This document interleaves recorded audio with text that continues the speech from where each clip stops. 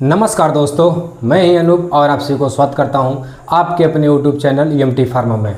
दोस्तों, आज का जो टॉपिक रहने वाला है बहुत ही मोस्ट इम्पॉर्टेंट रहने वाला है, क्योंकि आज हम इस वीडियो में देखेंगे रूट ऑफ एडमिनिस्ट्रेशन। ठीक है, तो रूट ऑफ एडमिनिस्ट्रेशन क्या होता है? जब किसी भी दवा को हमारे शरीर में प्रवेश करना या पहुंचाने की प्रक्रिया को ही रूट ऑफ एडमिनिस्टर कहते हैं। ठीक है, जैसे एग्जांपल के तौर पे अगर आप मान लीजिए पैरासीटामॉल है, पैरासीटामॉल 500 mg हम अगर मुख के थ्रू लेते हैं तो ओरल हो जाता है, वो भी एक रूट हो जाता है। अगर वही हम पैरासीटामॉल 500 mg इंजेक्शन के फॉर्म में लेते हैं, IV लेते हैं, नस के थ्रू लेते हैं, तो वो भी एक रूट हो जाता है। ठीक है, तो आज इस वीडियो में हम देखेंगे कि उसका इंजेक्शन जो है वो कितने डिग्री पे लगाया जाता है और कहाँ पे लगाया जाता है, और उसका रूट देखेंगे, डिटेल देखेंगे और उसके एग्जाम्पल भी देखेंगे। ठीक है, तो आप लोग इस वीडियो को पूरा देखें जिससे आपको पूरी जानकारी हो सके। ठीक है, तो चलिए हम सीधे टॉपिक की बात करते हैं।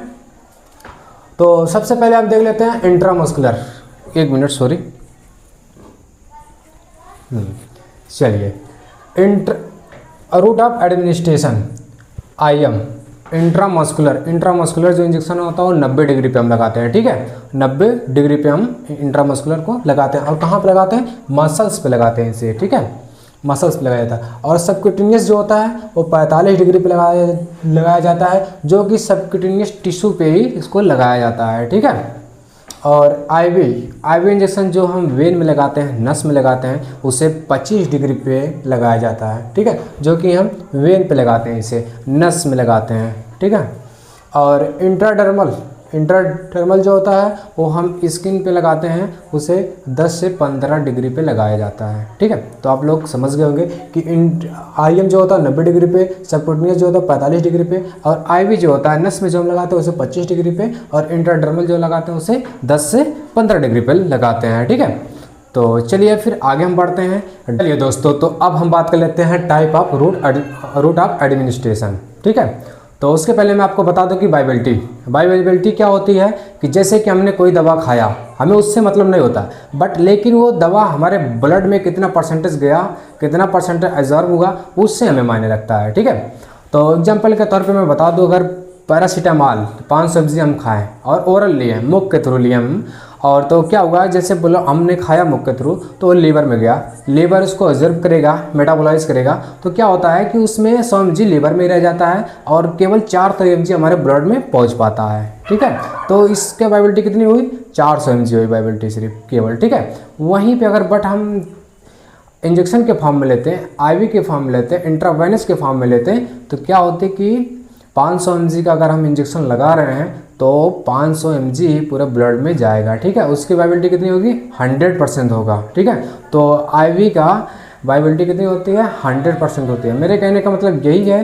कि इंजेक्शन के फॉर्म में अगर कोई दवा दिया जाता है तो पूरी उसकी वायबिलिटी मिलेगी। ठीक है, अगर आप 500 mg का इंजेक्शन लगा रहे हैं तो 500 mg उसके ब्लड में जाएगा, लेकिन अगर वही आप ओरल के माध्यम से लेते हैं, मुख के थ्रू लेते हैं, तो अगर आप 500 का पैरासीटामॉल खा रहे हैं तो आपके ब्लड में जो होगा वो 400 mg जाएगा। ठीक है, क्योंकि लीवर में ही 100 mg एब्जॉर्ब हो जाता है। ठीक है, तो चलिए फिर आगे हम बात करते हैं रूट और डिटेल और उसके एग्जाम्पल देखते रहते हैं। ठीक है, तो पहला रूट क्या? ओरल जो होता है हम ओरल के माध्यम से रूट से लेते हैं। ठीक है, मुख के थ्रू लेते हैं। एग्जांपल के तौर पे PCM पैरासीटामॉल।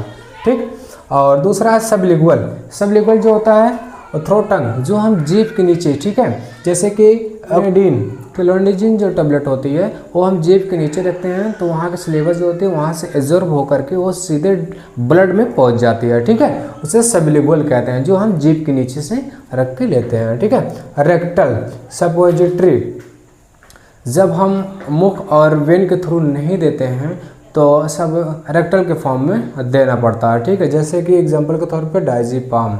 ठीक है, इसे छिद्र के द्वारा दिया जाता है। इनहेलेशन, ये क्या होता है? इनहेलेशन जो जब किसी पेशेंट को सांस लेने में दिक्कत होती है तो उस समय इसको इस फॉर्म को दिया जाता है, जो कि यहाँ से मुख से ही लेते हैं, डायरेक्ट वो फेफड़े में पहुँचता है। एग्जाम्पल एनेस्थेटिक हो गया।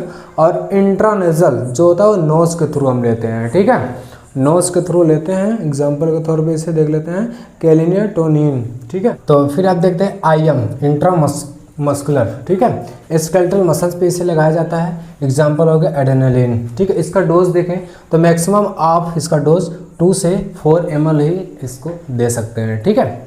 और वहीं पे हम बात कर लेते हैं इंट्रावेनस IV।